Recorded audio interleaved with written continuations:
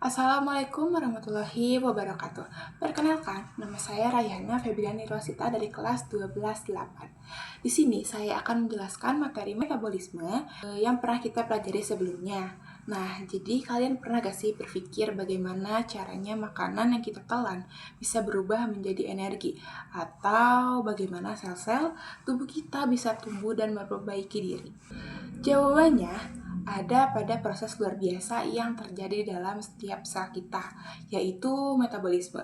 Ini adalah sekumpulan reaksi kimia yang menjaga kita tetap hidup.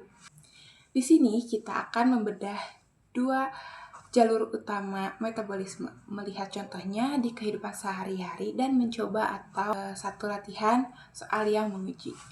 Metabolisme terbagi menjadi dua jalur utama yang saling melengkapi. Yang pertama ada katabolisme dan yang kedua ada anabolisme. Yang pertama, katabolisme. Katabolisme adalah proses pemecahan molekul kompleks menjadi molekul yang lebih sederhana. Nah, ingat, katabolisme memecah atau kata terbang. Tujuan utama katabolisme adalah menghasilkan energi dalam bentuk molekul ATP atau adenosin trifosfat yang merupakan mata uang energi sel. Di kehidupan sehari-hari, kita bisa bernapas dan mengubah makanan, contohnya seperti nasi dan roti, menjadi energi. Proses inti ini disebut dengan respirasi seluler. Lalu yang kedua, ada anabolisme. Anabolisme ini kebalikan dari katabolisme. Anabolisme adalah proses penyusunan atau sintetis molekul sederhana menjadi molekul kompleks. Proses ini membutuhkan energi atau ATP.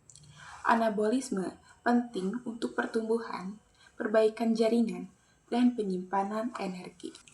Contohnya yang pertama penyusunan protein. Bayangkan ada binaragawan yang membentuk otot, tubuhnya merangkai asam amino atau molekul sederhana menjadi protein otot molekul kompleks.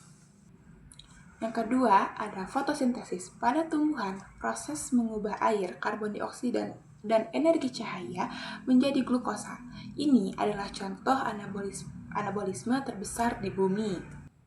Jadi, katabolisme ini melepaskan energi untuk anabolisme. Kedua proses ini diatur oleh protein khusus yang disebut enzim, yang bertindak sebagai katalisator biologis. Nah, sekarang mari kita uji pemahaman kita dengan satu latihan soal. Jadi, peningkatan massa otot adalah latihan beban berat terjadi karena sel-sel tumbuhan melakukan proses A. Katabolisme, B. Anabolisme, C. Fermentasi, dan D. Respolarisasi. Kira-kira jawaban yang mana ya? Ya, benar. Jawabannya yang B. Pertumbuhan dan penyusunan molekul kompleks protein otot dari molekul yang lebih sederhana adalah ciri khas dari jalur anabolisme.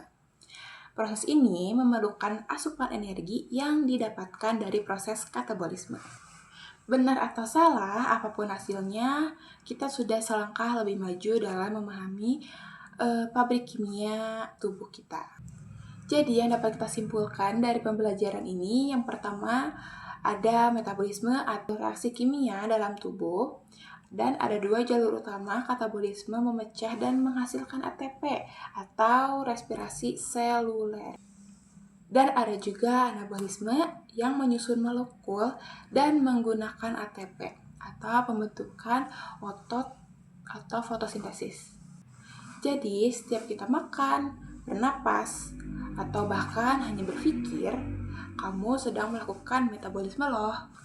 Semoga video ini bermanfaat untuk kita semua. Mohon maaf bila ada kesalahan dari yang saya jelaskan. Sampai jumpa di video selanjutnya. Wassalamualaikum warahmatullahi wabarakatuh.